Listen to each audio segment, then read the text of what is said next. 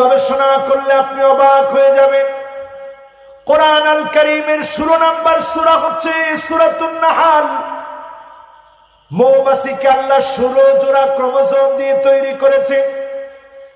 16 নম্বর সূরা হিসেবে যে সূরা আল্লাহ দিয়েছেন সূরাটার নাম সূরাতুন নাহাল। বলেন আল্লাহু আকবার। বিজ্ঞান গবেষণা করে অবাক, এখানে মাত্র সেদিন আবিষ্কার হয়েছে 16 জোড়া ক্রোমোজোম দিয়ে মৌমাছির শরীর গঠিত।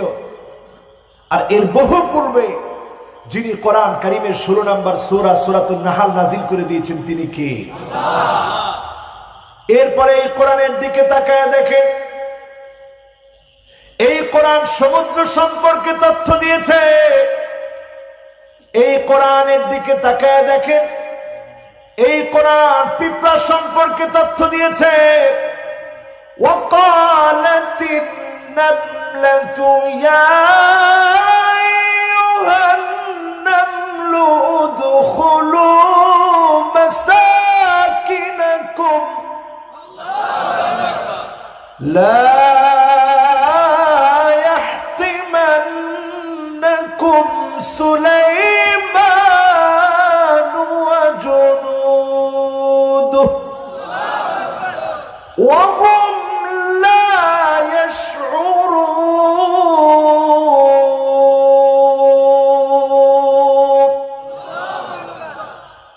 রানী পিঁপড়া বলল, পিঁপড়ার দল, এখনই তোমরা তোমাদের গর্তের ভিতরে ঢুকে যাও।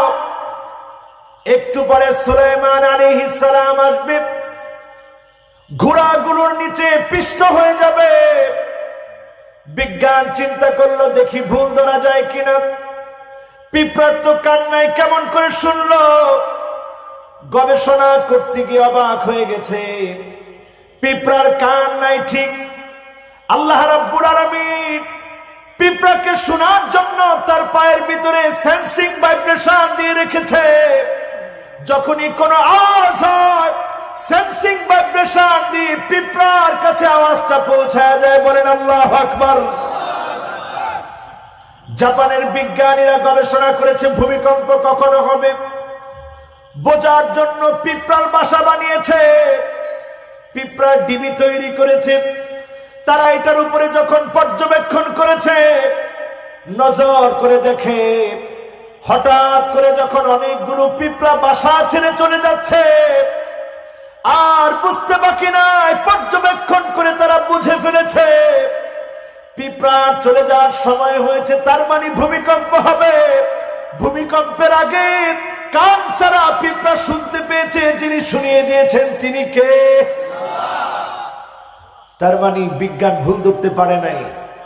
এই কোরআন বায়ান শিখিয়ে দিয়েছে, কোরআন দিয়ে।